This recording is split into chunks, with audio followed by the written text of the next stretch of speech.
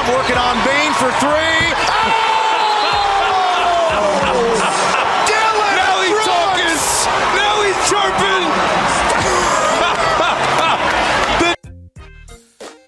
I gotta say, and this was always going to happen because I loathed James Harden as a player. Just didn't like his style, flops, no defense. But this is not about him anymore.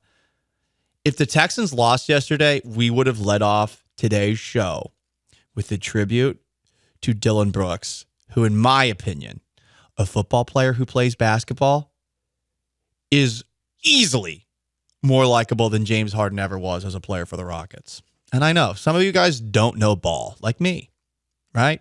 I'm one of the preeminent basketball minds in the city of Houston.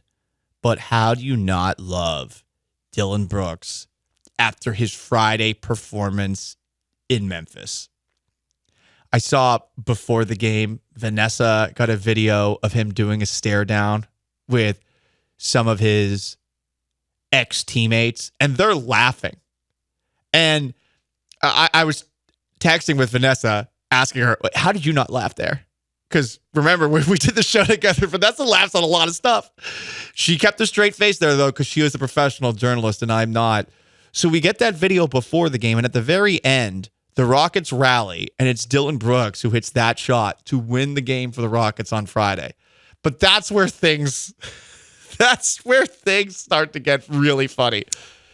Sean, immediately after Dillon Brooks hit that shot, he went over to one of his teammates and said, and this is not a fake quote, I thought this might be from Ballsack Sports or real NBA quotes, quote, "That's why they paid me 4 for 80. Because he got paid $80 million this offseason, guys. Hey, listen.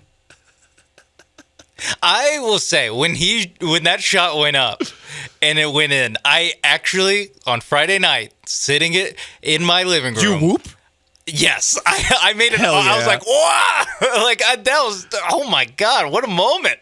That was like an actual storybook moment. It's against his old team. They let him walk. They did it in a rather unceremonious way, and they did give him a tribute video, and the tribute video was actually nice, so they did handle it well. But they were the ones who publicly said, under no circumstances, that they would bring back Dillon Brooks. So for him, good for Dillon. Yes. Dillon the villain. And then, even better, in a game that a lot of you probably didn't watch because it was on at Sunday night, Dillon Brooks got ejected against the Bucks. He just got tossed. Why did he get tossed? Per the pool official, it was because he directed profanity at a referee. My goodness, we are having such a tough time backing the blue in the NBA. How soft are you? Now, to be fair, maybe to the referee, I believe that Dillon Brooks called him all sorts of words, and I think called him a kitty cat. He called him a bleeping kitty cat. The P word slipped in there. Dropped the hard P bomb. But I gotta say, I kind of like it.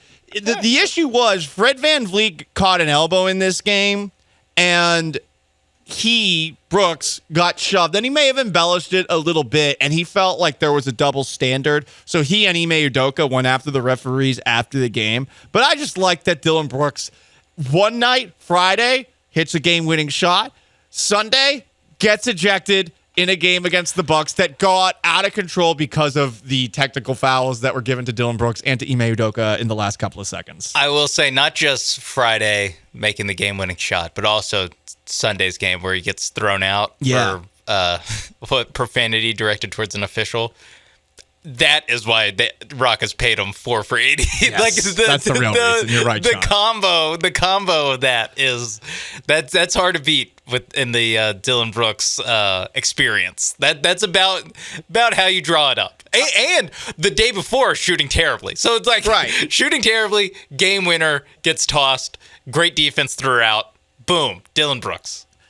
There's no denying that he made an ass of himself in that series against the Lakers in the playoffs. There's no denying it. But as we get further away from it, should I believe that Dillon Brooks, that LeBron James in a playoff game needed Dillon Brooks to get to the level that he got at the rest of that series? You could argue that. But how many of us don't like LeBron? How many of us? It doesn't mean as a person necessarily. It could be as a person. You might be annoyed by his politics and think that he's a little bit fake. But if you don't like LeBron, shouldn't you like one of the few players in the NBA who actually tries to antagonize him and does it publicly? I mean, doesn't that make him a little bit more likable? Serious question. I think it does, personally. And I mean, I'm someone who grew up in Boston and who hated LeBron, sports hated him, before it was even cool to sports hate LeBron. Why? Because he was playing the Celtics. Like, that was legitimately it. This is how I was growing up with the Patriots. I hated Peyton Manning. Like, it was the same thing. Didn't mean I hate the person. I just didn't like him. But I like that somebody, even with LeBron James getting towards his 40s, is trying to antagonize LeBron. And then on top of that, he hits a game-winning shot and he's getting ejected in games. He's fun. He's making December basketball for the Rockets fun. Yeah, like the reason, or I guess like how you get the guy who does all the stuff that Dillon Brooks does, like he's going to also chirp LeBron. Like he's in a playoff series, he's going to chirp the best player on the team that he's guarding.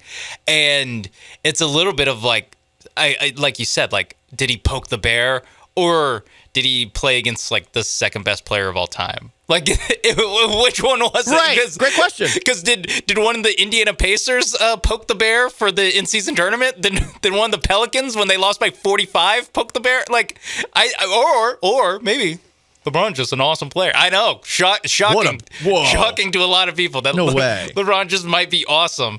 And yes, when you get Dillon Brooks, you know, if this Rockets team ever makes the playoff run, like, I'm going to go out there and guess that Dillon Brooks is going to try to push the buttons of whoever it is, like Shai Gilgeous-Alexander, Paul George, Chet Holmgren, just any of these guys. Like, I'm guessing he's going to do that, and I would bet that it goes better for him than when he has to guard LeBron. Like, yeah. I bet it will be less embarrassing. We have some comments here. Waka Flocka Buck says he's proud of Dillon for not going Draymond Green. Not yet. No. Well, let's wait until year 3 or 4 of this contract. Then. Yeah. Oh, but I will say, if he has Draymond Green's career for the Rockets, good career. Yeah, I'll take it. That means multiple titles. 4 championships. Right. B. Hannon says not a PJ Tucker. I think we all like PJ Tucker a little more because he played for Texas. Yes. And yeah, PJ Tucker. He also had. Tucker's a little more skilled. Good corner 3 guy. Yes. Catch and shoot corner 3 guy. Good offense rebounder. He also was less of like a cartoon character, though. That's true. Yeah, he's actually authentically work ethic reasons lovable because of that. Patrick Beverly, who I loved, is like the midpoint between he's cartoonish. He's pretty high in the cartoon level. Now that he has a podcast, he's fully cartoon character. But when he was on the Rockets, he was still grinding just to be in the league when he was on the Rockets. That is true.